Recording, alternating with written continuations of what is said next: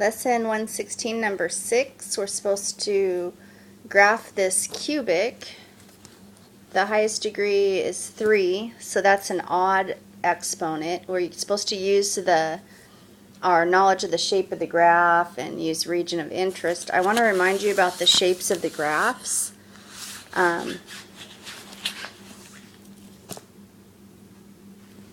can I get it so you can see?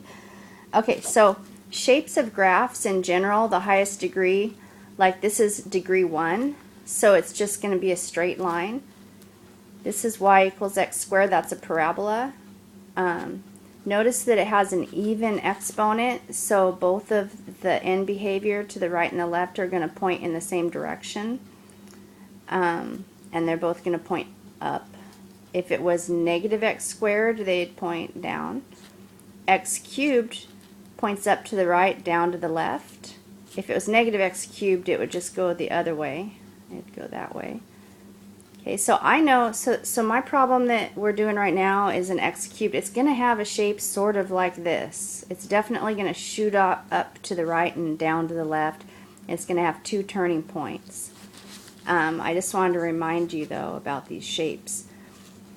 X to the 4th, both ends would point up because it's an even exponent. X to the 5th, we'd have the right-hand side pointing up, the left-hand side pointing down because it's an odd exponent, and it would have all these turning points, 1, 2, 3, 4 turning points. The turning points are usually one less than the highest degree. So anyway, where were we? So we know that this shape is, it could be really curvy like this, or it could just be really subtle like this. These are both cubics.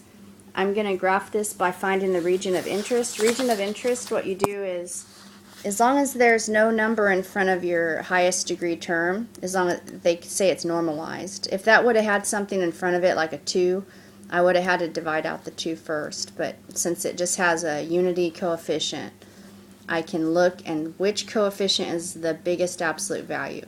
The 1, the negative 5, or the 1. Well, negative 5 is the highest absolute value. So you take that and you add 1 to it. That's the little formula for region of interest. So negative 5 absolute value plus 1 is 6. So that means that all the interesting parts of my graph, all the turning points and all the intercepts are going to be within 6 of, inside a circle with radius of 6 centered at the origin. So when I draw my graph, I only have to draw 6 to the right, 6 up. I could draw a big circle right here and show you that it's a circle with radius of 6. All the interesting parts have to happen within 6 of the origin. So that means when I start plotting points, well, usually I pick 0 because a lot of times the bigger numbers, they're going to go off the edge of your graph. So I actually started with 0 and 1. You know, plug in 0, you get 1. And then I went down this way, and I realized that when I got to the 3, it got so big I don't feel like graphing it. But if you plug the numbers, so I just chose these numbers somewhat randomly. I started with 0, then I tried 1, then I tried 2.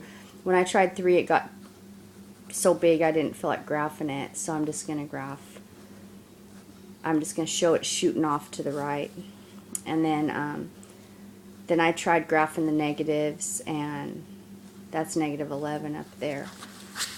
So anyway, then I plotted some points. I just plotted the ones that actually fit on my graph.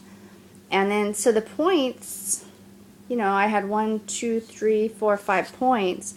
I wouldn't have known how to connect them had I not known that the graph has to sort of have this general shape. Knowing that it has this general shape, I was able to come down, you know, pass through the dots. I know it has to, I don't know exactly where it passes through the x-axis. I just know it has to pass through the x-axis or else it wouldn't be able to make it to this dot. And then I remember I got that negative 11, so that tells me it has to go back down this way. So that's all. It shouldn't take very long to do these.